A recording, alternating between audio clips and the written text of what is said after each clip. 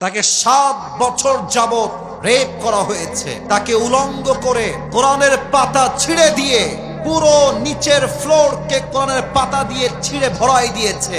আর আফিয়া সিদ্দিকাকে বলা হয়েছে উলঙ্গ অবস্থায় কোরআনের উপর দিয়ে তুমি হেঁটে যাবা পা দিয়ে। এই নারী যুগের পরে যুগ আমেরিকার ভেতরে টর্চার সেলে জুলুমের শিকার হয়েছে, তবুও তাওহীদ আর ঈমানকে স্যাক্রিফাইস করতে প্রস্তুত হয় নাই। আফিয়া সিদ্দিকা মুসলমানদের ঈমান যে কত তাজা হয়, কত উত্তম হয়, কত তাজা দীপ্ত ঈমান হয়, ডক্টর আফিয়া সিদ্দিকা তার বেস্ট এক্সাম্পল। ঠিক কিনা বলেন? ডক্টর আফিয়া সিদ্দিকাকে 2003 সালে পাকিস্তান থেকে কিডন্যাপ করা হয়। তাকে কিডন্যাপ করা হয়েছিল এই ব্লেম করে যে ডক্টর আফিয়া সিদ্দিকা নাকি আল কায়েদার সঙ্গে জড়িত ছিলেন। এবং আপনারা অবাক হবেন, ডক্টর আফিয়া সিদ্দিকা ছিলেন, শি ওয়াজ নিউরোসায়েন্টিস্ট, সে একজন বিজ্ঞানী ছিল এবং পাশাপাশি সে আল্লাহর কোরআনের হাফেজা ছিল। সুবহানাল্লাহ পড়েন। তাকে গ্রেফতার করা হলো একজন সেনা হত্যার দায়ে। 2003 সাল থেকে নিয়ে 2018 সাল পর্যন্ত তাকে কারাবন্দী করা হলো। তাকে 7 বছর যাবত রেপ করা হয়েছে। তাকে উলঙ্গ করে কোরআনের পাতা ছিঁড়ে দিয়ে পুরো নিচের ফ্লোরকে কোরআনের পাতা দিয়ে ছিঁড়ে ভরাই দিয়েছে। আর আফিয়া সিদ্দিকাকে বলা হয়েছে উলঙ্গ অবস্থায় কোরআনের উপর দিয়ে তুমি হেঁটে যাবা পা দিয়ে।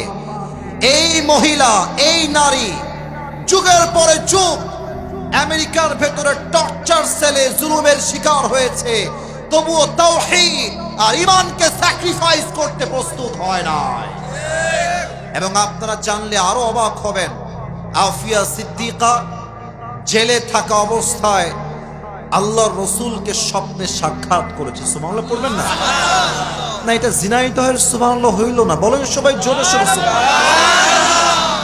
আফিয়া সিদ্দিকার ভাষা হচ্ছে উর্দু ভাষা। নবীর সঙ্গে স্বপ্নে সাক্ষাৎ, ডাক দিয়ে বলছে ইয়া রাসূলুল্লাহ मैं यहाँ पर कब तक रहूं, আমি এখানে আর কতদিন থাকবো ইয়া রাসূলুল্লাহ, ये इम्तिहान कब खत्म होगा, এই পরীক্ষা কবে শেষ হবে ইয়া রাসূলুল্লাহ। নবীজি একটু মুচকি হাসি দিয়ে বললেন আফিয়া ये तुम्हारा इम्तिहान नहीं है, এটা তোমার পরীক্ষা নয়। এই কথা শুনে আফিয়া সিদ্দিকা চোখের পানি ছেড়ে বললেন ইয়া রাসূলুল্লাহ अगर ये मेरा इम्तिहान नहीं है तो मुझे जो जुल्म किया जा रहा है ये मुझसे और बर्दाश्त नहीं होता। हे रसूल, যদি এটা আমার পরীক্ষা না হয়, যে জুলুম চলছে, যে ধর্ষণ চলছে, যে রেপ চলছে, এটা আমার দ্বারা আর সহ্য হচ্ছে না। এ নবী, আমি কবে মুক্তি পাবো? নবীজি বলছেন আফিয়া ये तुम्हारा इम्तिहान नहीं है, ये मेरी उम्मत का इम्तिहान है, এটা আমার প্রত্যেকটা উম্মতের ইমতিহান। হকের পক্ষে থাকলে বাধা আসবে, জেল আসবে, জুলুম আসবে, বাট কথা হবে একটা, আমার জীবন যাবে, কল্লা যাবে, বাতিলের সামনে আমার মাথা ঘোরাতে হবে না। জিনাইদহের ভাই, আল্লাহ সেই জাগ্রত ঈমান আমাদের সবাইকে দান করুক। পড়েন সবাই আমিন।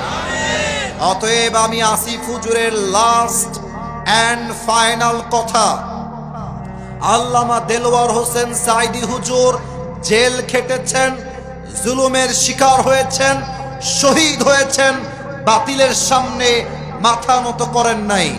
আল্লামা মামুনুল হক সাহেবকে ধর্ষণের মিথ্যা মামলা দিয়ে জেলখানায় বন্দী করা হয়েছে, উনি ওনার মাথাকে বাতিলের সামনে নত করেন নাই। আমাদের সকলের কলিজার টুকরা মিজানুর রহমান আজহারীকে 2020 সালে মিথ্যা শিবিরের ট্যাগ দিয়ে, জামাতের ট্যাগ দিয়ে, রাজাকারের ট্যাগ দিয়ে দেশ ছাড়তে বাধ্য করা হয়েছে। আজহারী দেশ ছেড়েছে, বাতিলের সামনে মাথা নত করে না।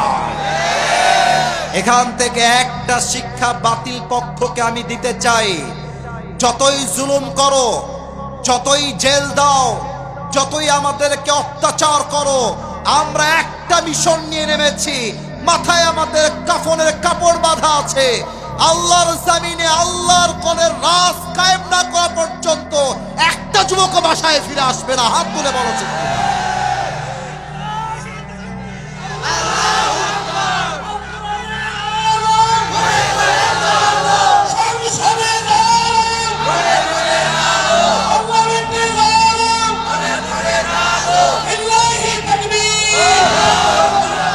আল্লাহ যেন এই স্লোগানকে কবুল করে, পড়েন সবাই আমিন।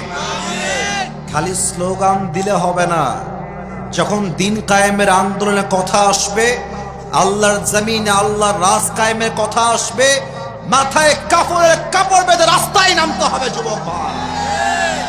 আল্লাহ যেন সবাইকে কবুল করে, পড়া আমিন।